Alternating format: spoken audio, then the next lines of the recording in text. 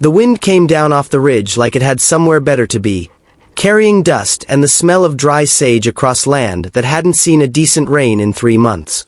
Ezra Coldwell stood at the edge of what the auctioneer had called a ranch, though calling it that seemed a kindness the property hadn't earned. The house leaned to one side like a man too tired to stand straight anymore. The barn had lost half its roof to some winter storm nobody had bothered to fix. A windmill turned lazily against a sky gone orange with the last of the evening light, its blades creaking a tune only the loneliest places seemed to know. $4. That was what it had cost him. $4 and the promise that he'd take the debt of unpaid taxes along with it, a debt so old the county clerk had practically laughed while stamping the deed into Ezra's hand. Nobody wanted this place. Nobody had wanted it in years, not since the Hargrove family who'd built it disappeared sometime after the war, leaving behind rumors instead of relatives. Ezra didn't care about rumors.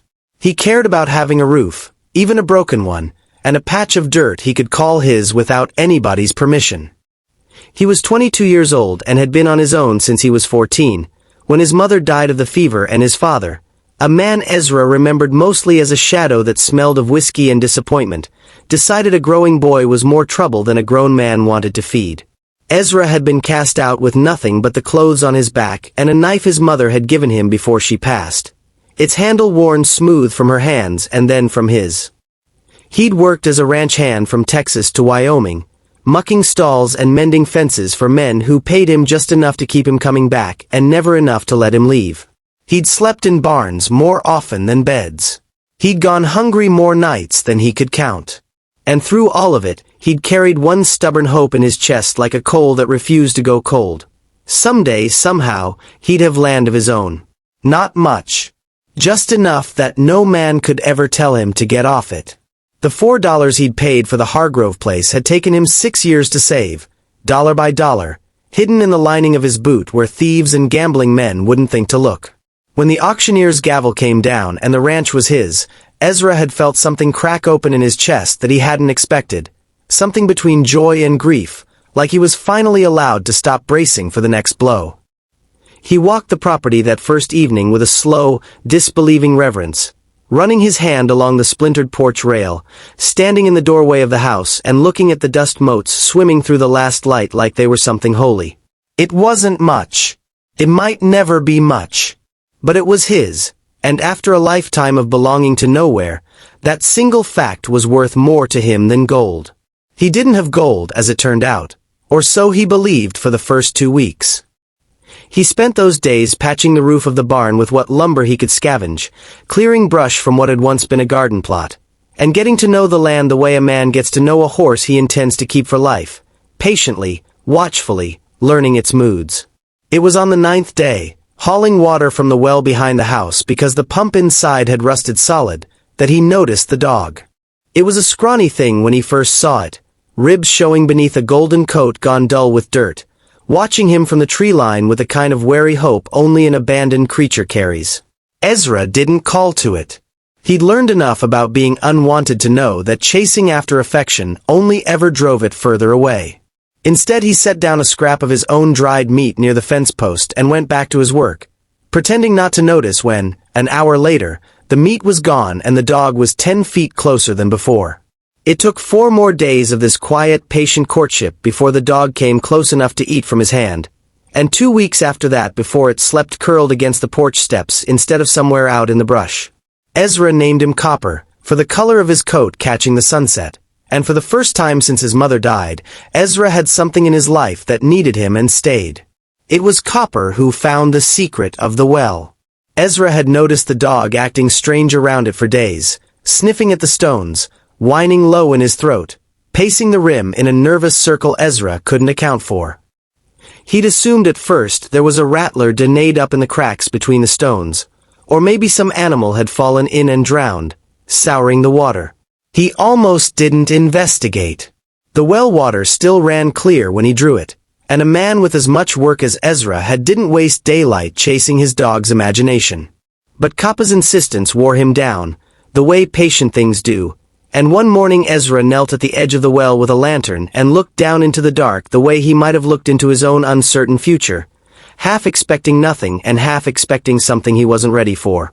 The lantern light caught on something pale wedged into a gap between two stones just below the waterline, something that didn't belong there, something man-made.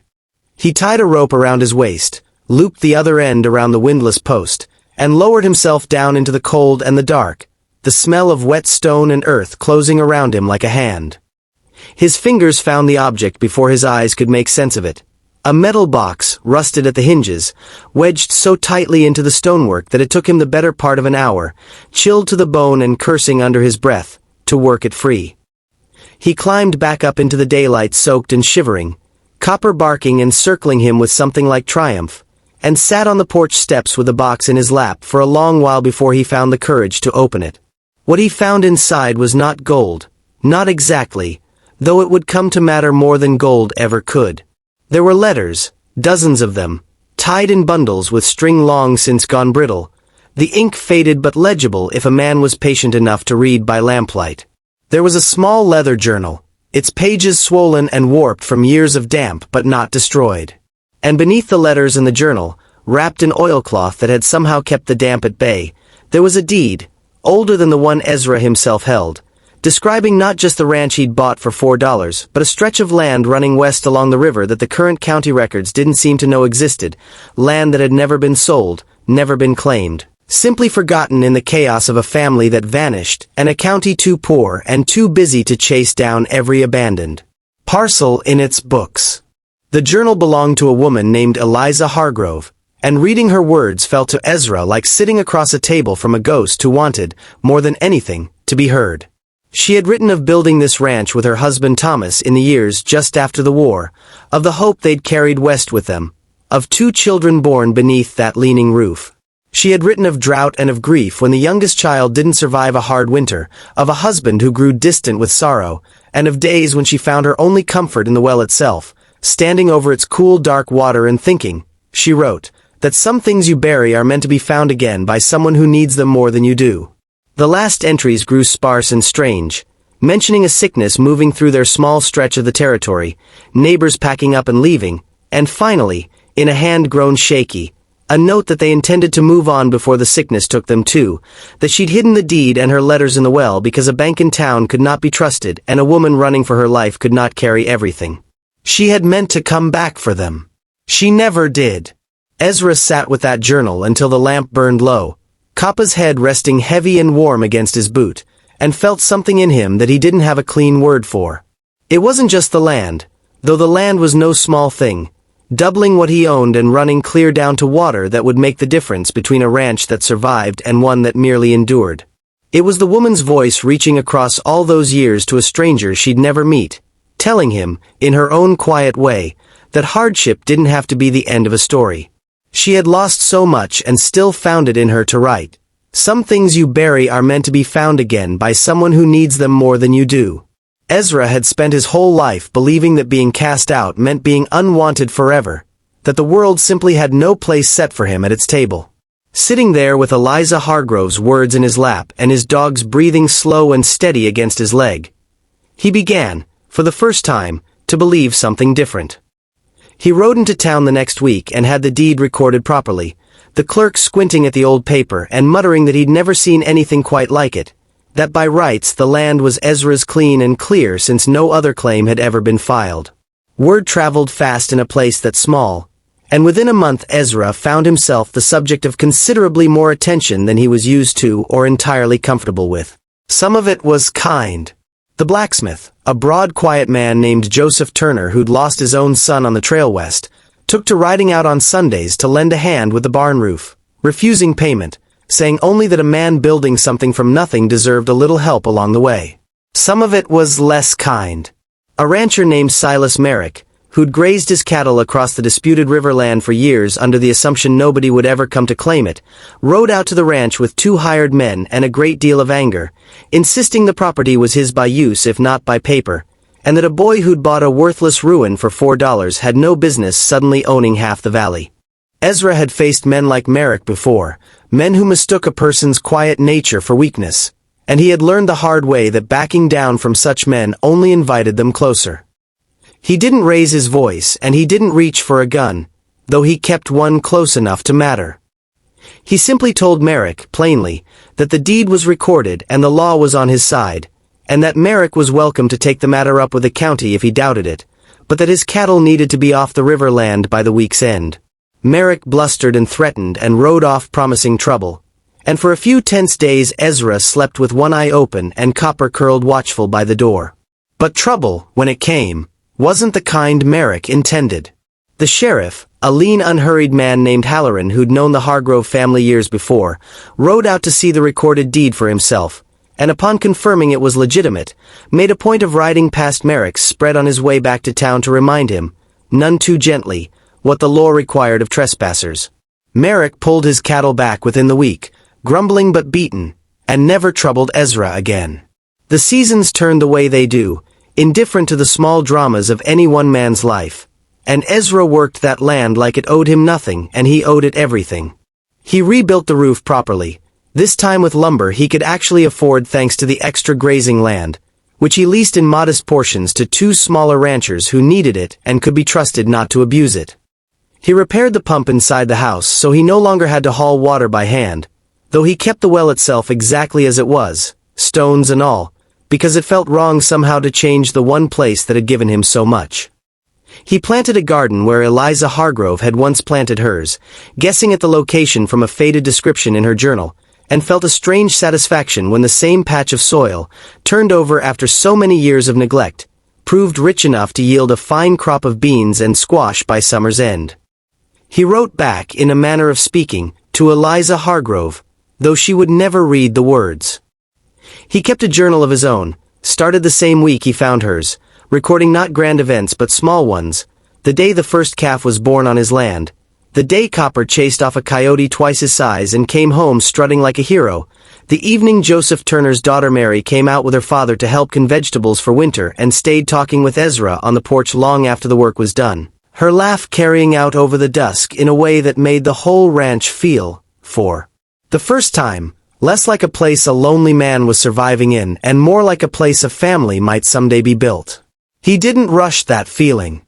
He'd learned patience the hard way, the same patient way he'd won Coppa's trust, and he understood that good things, real things, couldn't be chased any more than a frightened dog could be caught by running after it.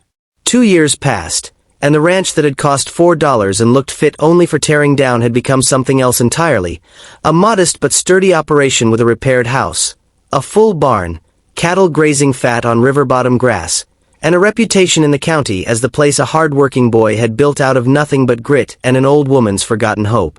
Mary Turner became Mary Coldwell in the spring of the second year, in a small ceremony held, at her insistence, right there on the porch where she and Ezra had first talked away an evening, with Copper lying at their feet through the whole affair looking, Ezra always said afterward, entirely too pleased with himself, as if he understood he'd had a hand in bringing them together.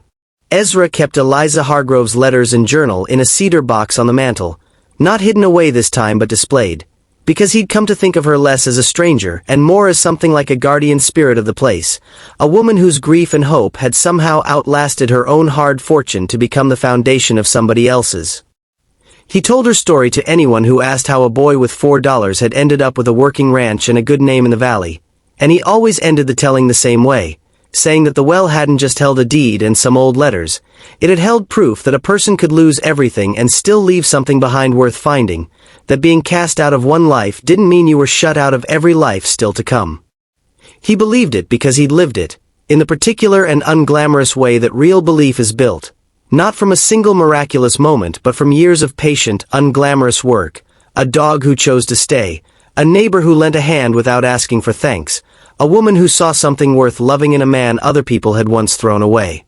When his own first child was born the following winter, a daughter with her mother's dark eyes and Ezra swore, her father's stubborn chin, he carried her out to the well on a clear cold morning not long after, Copper trotting slow and gray muzzled beside them, both of them older now but neither of them any less devoted to the place and the people in it.